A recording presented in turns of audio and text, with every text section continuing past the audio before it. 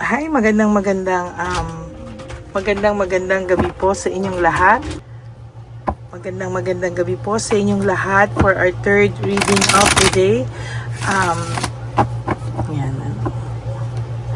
Pasensya na po kayo. Ako po ay ginabi na para sa third reading of the day dahil ako po ay na-ER kanina. As a matter of fact, kakatanggal ko lang po ng mga kuha sa akin ng blood, Pero ito po ako, talaga pong, ayan, kasi po nag-acid reflux po ako kanina, So sakit po talaga ng sikmura ko. Kaya ito po, pagpasensya niyo na po kung na-late po ako sa third reading of the day today.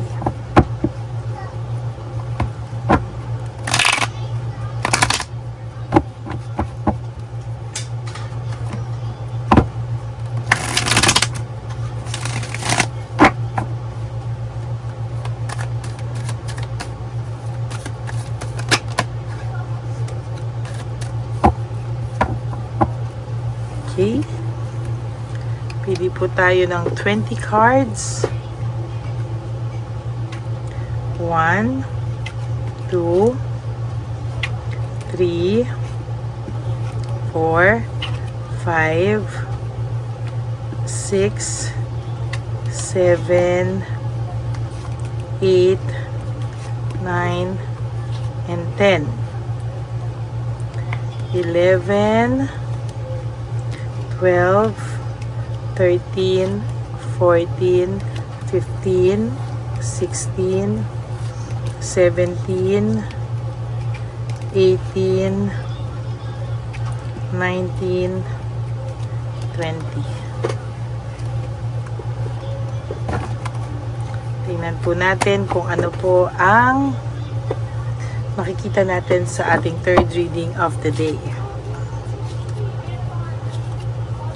For the meantime, sana napanood nyo na po yung first at yung second reading kanina. Nakaka-upload lang po ng around, I think 7 o'clock ko po yun na-upload.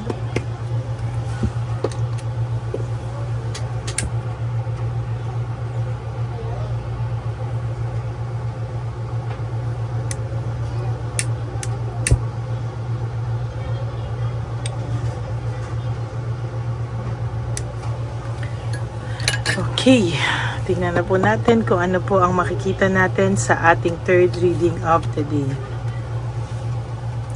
Recovery, clarity, and improvement. Mag-i-improve po ang sitwasyon nyo sa mga susunod na panahon. Hindi mo man po ine-expect, pero sa nakikita ko po dito ay mukhang mag-i-improve po ang iyong sitwasyon. Kahit itong tao pong ito ay wala pang ginagawa sa ngayon, talagang ito pong taong to ay nakakaramdam ng matinding sabi ko nga kanina, kalungkutan, talagang ito pong taong to ay confused, siya po ay confused, puno po siya ng chaos, brutal po ang mga problemang nangyayari sa kanya, o brutal po yung mga hindi niya po akalain, pero brutal po ang mga nangyayari sa kanya, Sa totoo lang talaga ay hindi niya po ito maayos-ayos, There is this selfishness, jealousy, and insecurity, Ang tao pong ito ay nakakaramdam ng matinding dagok sa kanyang buhay, Ayaw niya po pinag-uusapan siya kasi alam niya po na yung mga tao ay pinagtatawanan siya dahil po o sinasabi sa kanya na karma yan, karma yang nangyayari sa iyo, at sa nakikita niya po ay hindi daw po yan magandang pakiramdam para sa kanya, Sa lahat po ay talagang hindi niya po alam kung ano po ang nangyayari sa kanya. There's anger and argument. Sa nakikita ko po dito ay patuloy po talaga, yung anger and argument, talagang hindi po ito tumitigil, meron po itong mga nakakaaway, or maybe yung third person, kung may third person pa po kayo or third party pa po kayo, lagi po silang nag-aaway because nag-argumento po sila at nag-aaway po sila talaga, Sa nakikita ko po, there is this greediness and possessiveness, ang tao pong ito ay possessive, no? Talagang siya po ay hindi po siya mapakali, no? Sa totoo lang, isip po ito ng isip, at sa nakikita ko po ay hindi po ito maling-mali po, no? Lahat po ng kaniyang naiisip, parang maling-mali po ito sa kanyang mga naiisip. Hindi niya po alam kung ano po ang kanyang gagawin, and mostly dahil po sa pagiging greedy niya, nakalimutan niya pong mahal ka niya, no? Pero sa totoo lang po, yung pagmamahal niya sa iyo ay nandyan pa, oh. Wala nga po siyang peace of mind, eh. No? Wala po siyang peace of mind, ano? Talagang dinibdib niya lang po, or talagang hindi niya po ine-entertain yung pakiramdam, no, na mahal ka pa niya. Pero sa totoo lang po, ang taong po ito ay may pagmamahal pa sa iyo, no? Sa totoo lang, mahal ka pa niya. Ano man po ang sabihin niya, sa totoo lang,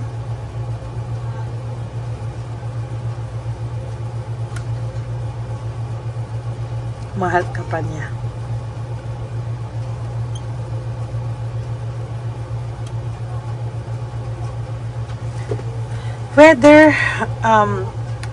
Whether itong taong to ay magpigil, no, ng kanyang nararamdaman, whether itong taong to ay magpretend ng kanyang nararamdaman, sa totoo lang po, ang taong ito ay mahal ka pa, no? Mahal ka pa po ng taong to, at mixed emotions po siya sa kanyang nararamdaman sa ngayon, ano? Hindi niya po gustong mahalata mo kung ano man po ang kanyang nararamdaman. Wala po siyang pakialam, o ayaw niya pong malaman mo, no? Yung pagmamahal niya po sa iyo ay talaga naman, no, sinasabi ko po sa iyo, ay talaga naman pong hindi tama, no, na kinalimutan niya na lang ng basta gano'n na lang. Sa isang iglap, parang pakiramdam niya hindi ka na niya mahal, sawa na siya sa iyo, wala ka ng thrill, wala na yung spark. Pero sa isang iglap din, pumasok sa kanya yung fear, sadness, and loneliness. Kaya sinasabi ko po sa iyo, totoo po yung sinasabi ko sa iyo, sa totoo lang, mahal ka pa niya. Mahal ka pa ng person na to, kasi hindi naman siya magagalaiti sa iyo at magagalit sa iyo talaga ng sobra kung talagang wala na tong pagmamahal sa iyo, no? Sa totoo lang, sa nakikita ko, mahal ka pa po talaga ng taong ito. And there is this entrapment and self-victimization.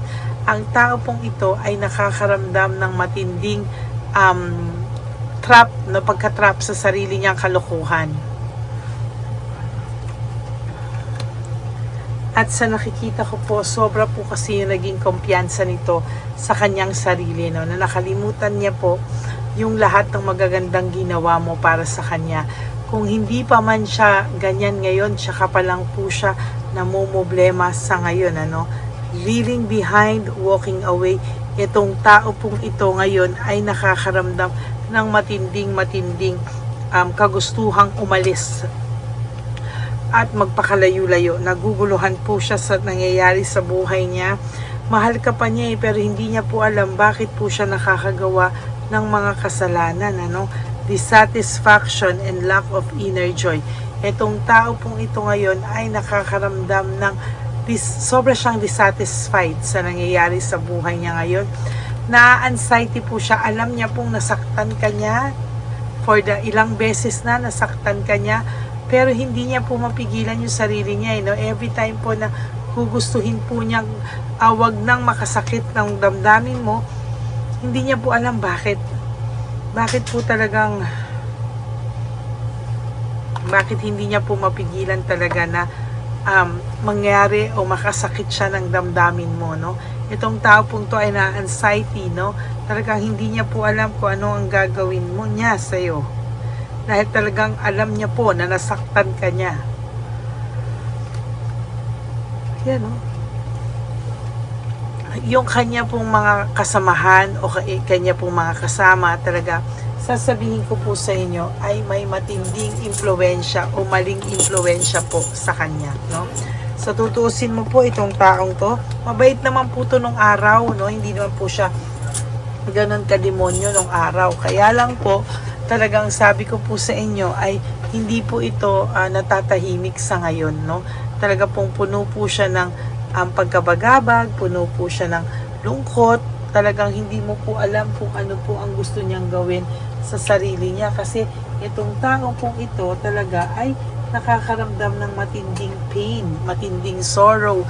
Lahat na lang po talaga ay kanya pong talagang naiisip, no? At sa nakikita ko po talaga, hindi po siya matatahimik sa mga susunod na araw sa kanyang buhay, no? Alam niyo po, kahit ano pong sabihin ng ibang tao sa kanya ngayon, alam niya na po na nakinig siya sa mga maling tao. Na ang taong ito ngayon ay talagang technically, alam na po niya na hindi tama yung kanyang mga pinaggagawa, no? Na hindi niya na rin po alam kung papaano siya makakabawi sa'yo. At dahil po hirap siya na makabawi sa'yo, ang ginagawa na lang po niya talaga somehow is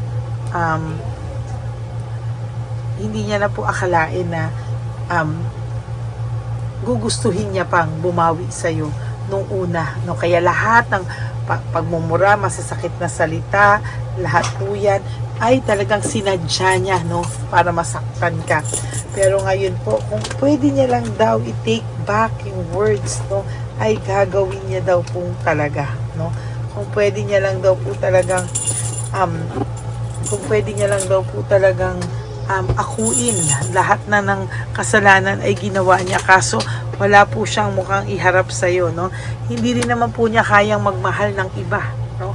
Hindi niya rin po kayang magmahal ng iba, hindi niya rin po kayang nasasaktan po ito, hindi niya po kaya lahat yan gawin, ano? At talagang sa nakikita ko, ayan ang sinasabi ko sa iyo, may pagmamahal pa po ang taong ito sa iyo, no? Ang pagmamahal niya po sa iyo ay wagas, no? And sa nakikita ko po talaga ay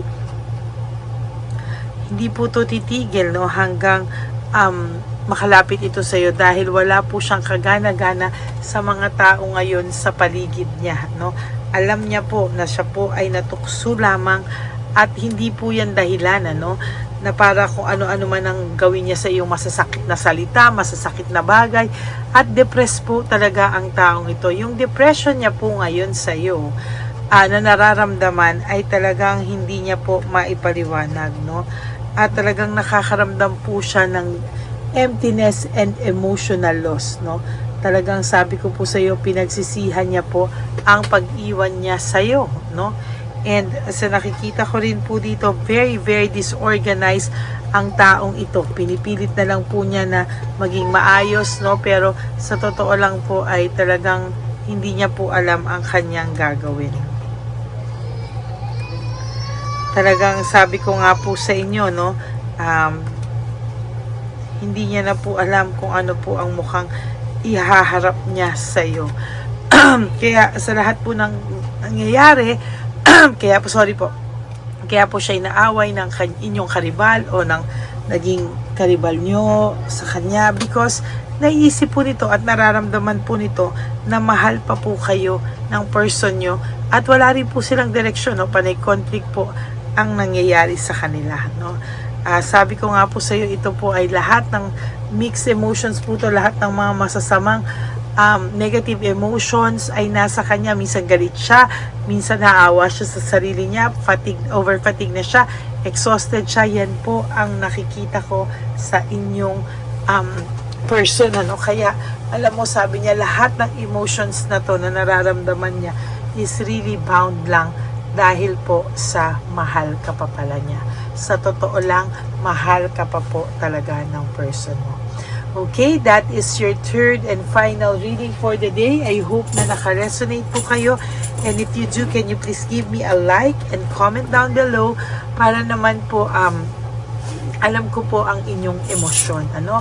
And for those of you who would like to have a private reading with me, you can message me po at Ladyly Elena, that's L-A-D-Y-L-Y Elena. Nasa dulo po yan ng ating video. Diyan nyo lang po ako makukontak. That is my only official and legit FB account. Yan. Maraming salamat po sa inyong lahat.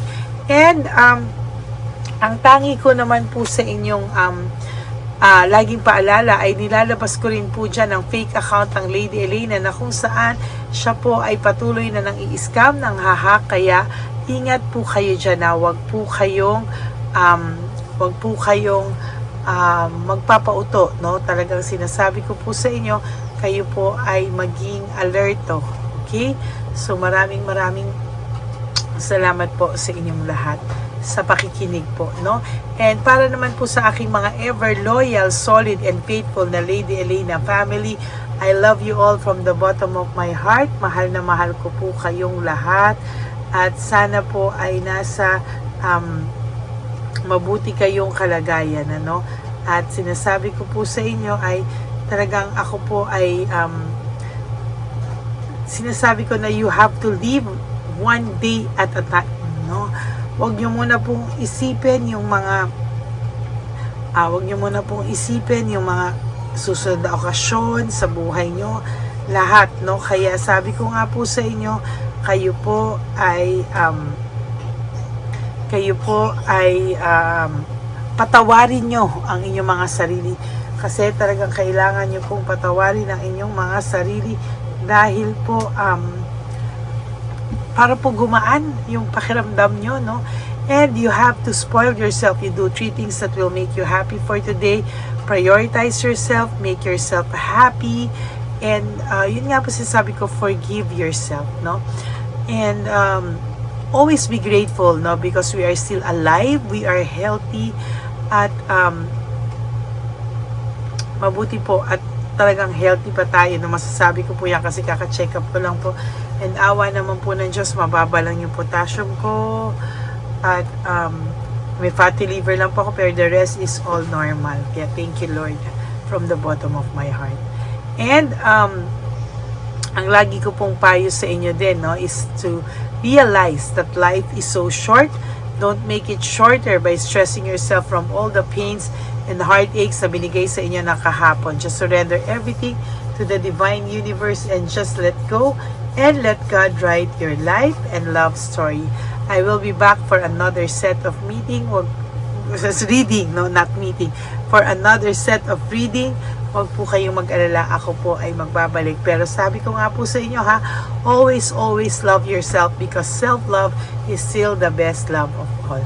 Maraming salamat po, no? Only 200 subscribers na lang, and we are now approaching 19,000 subscribers. Kaya mag-ingat po kayo, at nagpapasalamat po ako sa inyong lahat, no? Kahit na meron tayong scammer, ay patuloy pong dumadami ang ating subscribers. Maraming salamat po sa inyong lahat, and may God bless you all. Bye! Okay, update po, may nagpanggap pong subscriber natin, ano, na siya po ay magpapahula sa fake na Lady Elena, kaya ayan, hinihingan po siya ng $80, at ang cell po niya ay nabigay at nakuha. Ang pangalan niya po sa cell ay Julian Albert, no? Siya po ay may cell account din, kaya mag-iingat po kayo.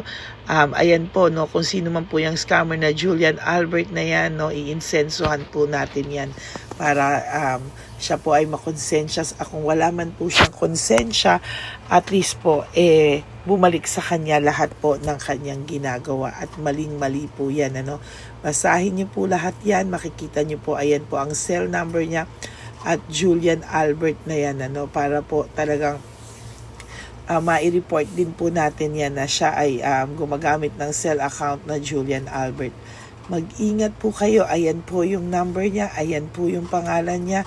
Huwag po kayong magpauto. Nakita nyo naman po, no, napakalayo po ng pangalan ko sa pangalan ng pinagsesendan nyo po ng account o ng pera. Kaya mag-ingat po kayo at beware sa scammer na to.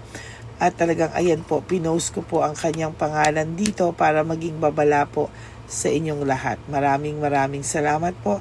At mag-ingat po kayo, pakireport po ang page na yan, ang messenger niya na Lady Elena. Maraming salamat po, and God bless you all. Ayan, sa susunod po makikita niyo yung account niya na ire-report niyo. Salamat po na marami.